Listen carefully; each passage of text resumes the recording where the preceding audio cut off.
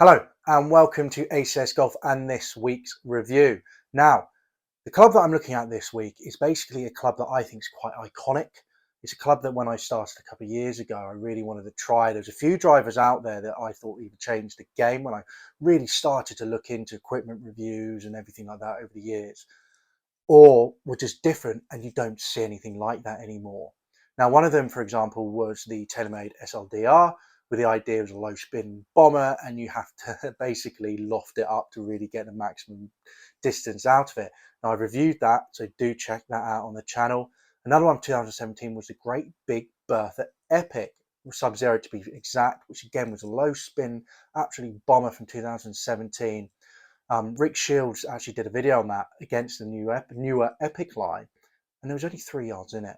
I mean, that thing was amazing. I actually had that in a bag for a while when I really just started off golf, and I didn't really understand what I was doing, and I didn't appreciate it, unfortunately. But I might get my hands on it again and do a review for you guys, because that is dropping down in value in the second-hand market at the moment. They are a real steal, so keep an eye out for them. And then another one was this, the club that we're reviewing today, and it was the Nike Vapor. Now, it was just because of the looks of it. I mean, look at that cavity back there. I mean, they've had this for a few years, and then obviously they did the Nike Vapor, and then they did the Nike Vapor Fly, which then ended in 2016 when they stopped making clubs. And for me, it was just iconic the way it looked, and I just always wanted to really give it a try. So I picked myself up one to review for you guys. So as always, let's have a closer look at the club. Then we'll go through all the technology in this club, and then we'll get down to range, and then I'll give you the ACS Golf scale review of the club, tell you what I think about it, and if you guys should be looking out for this in the second-hand market, or maybe it should just be a collectible and not bother putting in a bag. But we'll find that out at the end of this video.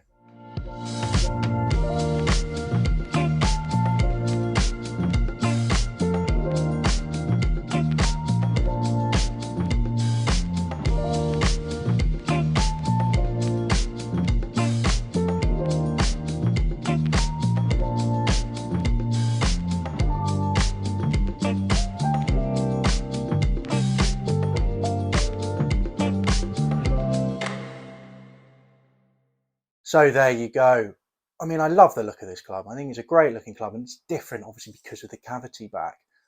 And I do like the Pro version where you have the black face and obviously the black here as well.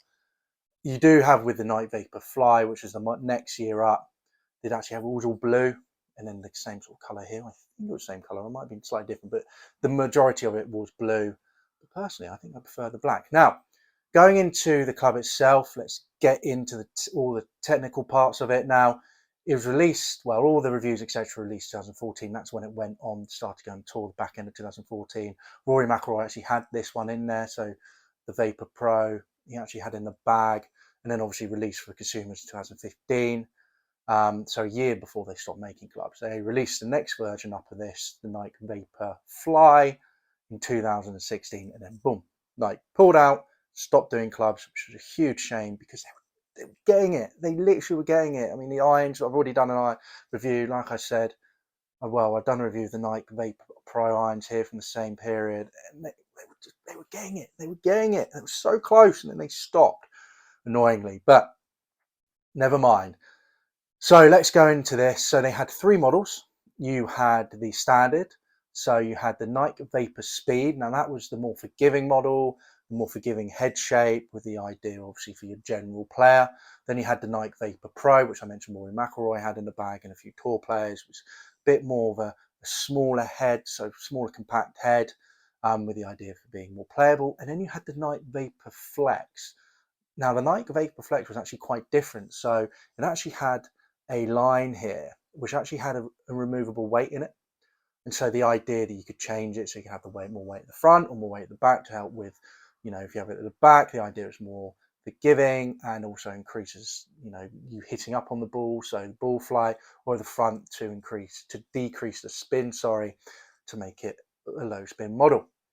So those are the 3 models, but let's just go now into the technology of this club. So first things first, always read this stuff, because if I don't read it, I will forget it. So covert, and the first things first is this, the covert cavity, which is vault coloured. That's what that is, if anyone's wondering what it is. So they had this in the Nike Covert 2.0 driver, which is actually red. I really quite like actually the colour of it. So it's a third version on the market of this, but Nike had actually done 37 versions, which obviously they've been testing at home, well, not at home, but in the testing field, etc., to really try and make this technology the best that they can. So there it is. Now you have two silver fly beams here. You can, well, they're actually black now, but there you go. They could go across the cavity, help to visually fill in the space, but more importantly, they strengthen the cavity to make it more stable. The aim of this is to increase the moment of inertia, MOI, forgiveness, by moving weight to the perimeter of the club head to make it more forgiving. So there you go. Now with the version before, you actually had it sort of filled in and you had a smaller cavity back, which didn't actually have these across. So there you go. Now we have the compression chamber, which is just along here. There you go. Now the covert cavity works in tandem with the compression chamber behind the face that can now flex more to create more ball speed. So these first appeared in the 2010 Nike VR range of drivers, but they actually removed it. So a lot of clubs use the speed channels, etc. So TaylorMade do, and they did at the time. So it's very much technology, sort of, having a sort of space here that really to help that face flex, to be more forgiving and help that ball speed. It's quite technology around at the time. So the whole point of it is the manufacturing process. The reason they took it out originally from 2010 is the manufacturing process could not handle a cavity and a channel in the same club until now. The Nike channel is wider in the heel, there you go, but narrows to the center. You can see here, so yeah, really quite a channel here, and then it just narrows right here. This could keep the face legal. There you go, obviously conformity. And this is one thing about all drivers. It's not really that much change over the years because of the law. Now, it does this job well and works with the covert cavity to give you very good feel across the three vapor drivers. And that's always we want. We want feel. You want a good feeling driver. You don't want to feel like you're hitting a brick. No one likes to hit a brick. So here we go. And then you had this, the Flex Loft 2.0, which is here. And this is actually quite good, actually. I mean, all clubs generally, obviously, even nowadays, the majority of all of the drivers, you can adjust. The idea is you can increase the degrees of the club, so you can help increase the launch, or you can close the face, open the face, so change the lie angle to help with the slice or help with a draw. So there you go. Now, the Flex Loft 2.0, there you go, adjustable hosel that is 5 grams or 30% lighter than the previous version. I didn't ever even thought about the weight of these things, to be honest, and that's quite interesting. It is also compatible with previous drivers, so you can swap your heads. That's good. So enables you, so this Flex Loft 2.0 enables you to change through 5 lofts, so from 8.5 to 12.5 degrees in 1 degree increments. Now, that's actually quite good, 8.5 to 12.5. It's actually something that Cobra does as well. So a lot of their clubs, you'll have a head, you'll have a 10.5 head, or you have a 9 degree head where you can loft it down or loft it up, but it's not the same throughout. But with these, you just get one head, and then you can change it down to 8.5. We can change it up to 12.5, which is really good. The new Cobra, for example, I have the LTDX in my bag there. Same thing. You just get one head, and then you can loft it up, which I quite like. I don't like it when, you go and buy a club, and all you can get is you really like this club on the second-hand market, but you can only find a 12 degree head or a 10.5 degree head. I like the idea that you can really change it, and it's just one head across the board. And then you also have 3 different face angles, which you have neutral to 1.5 degrees to the left and 1.5 degrees to the right. And that gives you 15 settings in total, which is great, but obviously it can get a bit fiddly and you could end up spending ages just fiddling it around. But, it's fair to them.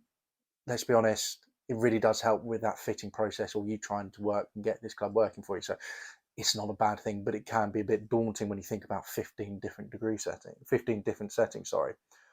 But then, so there you go with the idea of the 1.5, obviously changing it left or right. Like I said, close the face angle, increase the face angle. So having that option with the light is good. So there is all the technology in the club, which is, from 2015. There's a lot packed in here, which is really good. Now, let's get down to the range and let's see the figures. So here I am down at Sandown. You'll notice actually in some of these shots I'm actually in different clothing. It's because I actually did this over 2 weeks. Now, down to the figures straight away. What I'd expect from my driver really is around the 250 to 260 mark in total yards, ball speed around 150, and launch angle sort of 9 above, between maybe 9 and sort of maybe 12, 13. And the figures I got with this light driver, to be fair, I was not swinging well at all. I was very much swinging down on the ball even more than I normally do. And I did use my LTDX as well, which also proved this because I sort of got roughly, figures were a little bit better, but roughly the same figures. So, but anyway, let's get into it. So, on average, total carried yards was 180 yards. Total distance was 229, so 229 yards. Ball speed was 143 miles per hour. Launch angle was 7 degrees and height was 34.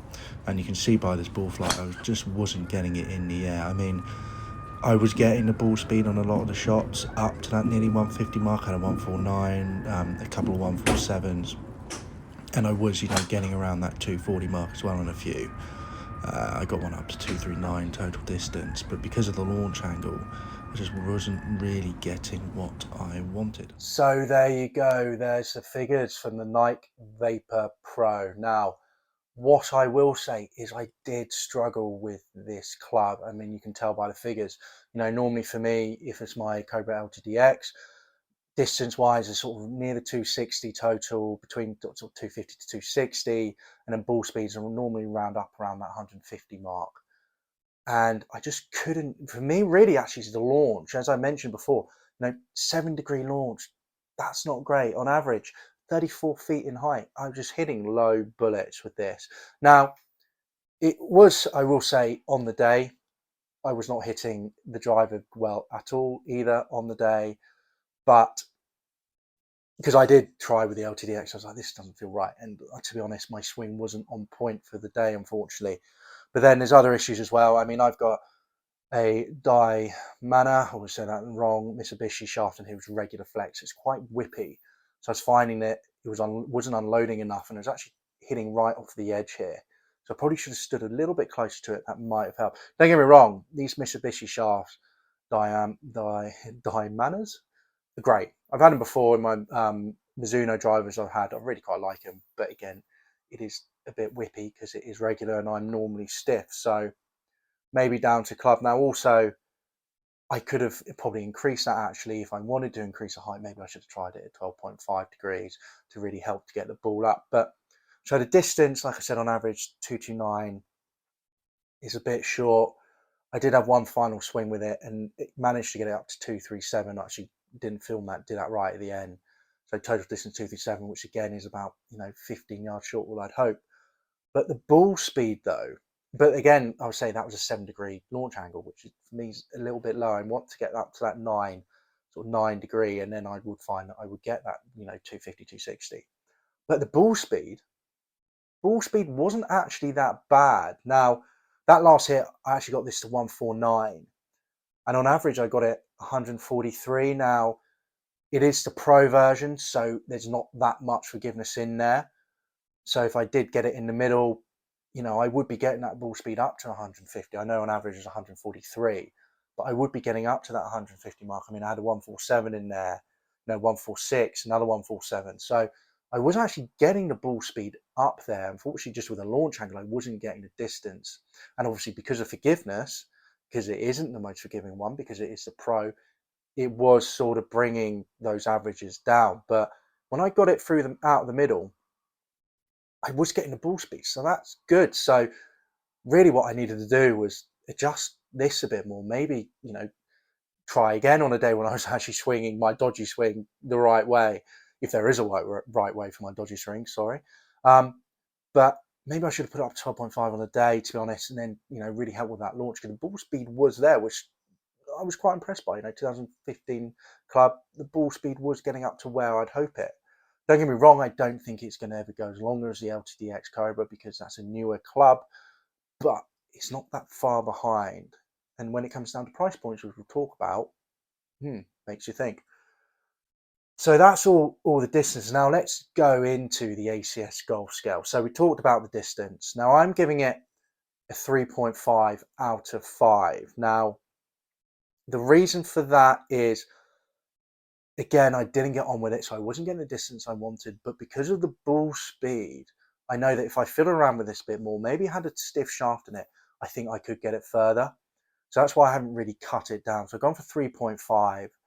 It's not ever going to be the longest, I don't think, personally, but it's not bad. It's not bad. I will give it that. It is not bad. And maybe if I had the more forgiving model as well, so the speed, maybe I would have got even some more distance, on average anyway. Feel was all right. There's nothing bad about it, but there was nothing amazing about it. So I give it a 3 out of 5 for the feel. The best driver I felt this year is a PXG Gen 5, actually, which I've done a video, so do check that one out. That was awesome. And then I tried a lot of Mizunos over the years, and they feel really nice as well. So it's not up to their standards, but it was decent. It didn't feel, when I hit out the face, it felt very hot off the face, which is good. It didn't feel dull, but it was nothing to write home about. So I give it a 3. Looks, I'm sorry, but I really do love the look of it. I love the black. So I've given it a 4 out of 5. Now, the only issue I'd say with it is that on the top here, you don't actually have an alignment aid. I would have really liked an alignment aid, to be fair, on this club. I love the Nike swoosh. Generally, I always think Nike made really good looking clubs, but I would have liked a little alignment aid there, because that really does help, I think, for the majority of us who use drivers, something to really aim for. And also, I do like that as well at the back. We have that little pattern. So generally, 4 out of 5, really did like the looks. Now, forgiveness. This is the Pro model. This is not their most forgiving model. So because of that, I'm going to give it a 3 out of 5. I don't think it was that bad. I mean, if we go off the drop off and I'm looking more sort of ball speed, I would say, a few dropped down from 140, I had 139. The first ball I hit was 135, but again, that's the first ball, so I'm not really, warming up, etc. So I'm not really too worried about that. So 139 from the average of 143, not that bad. So I think forgiveness-wise, there is some forgiveness there. But again, it's the Pro, so don't expect this to be the most forgiving club. I wouldn't say it's more forgiving than my Cobra LTDX out there, which I have in a bag, but it's decent. It's not bad. So I give it a 3. Now, price. Now, price of this club. So I'm giving it a 4 out of 5. If we went for the price that I paid for it, then it would be a 5 out of 5. But if you look on average, I'm giving it a 4 out of 5. So if we go into the price of these things, and if we go from shop wise, then I'd maybe drop it even a bit more. So there is a bit of movement there, but on average, I'd say 4 out of 5. Now, I actually picked this up.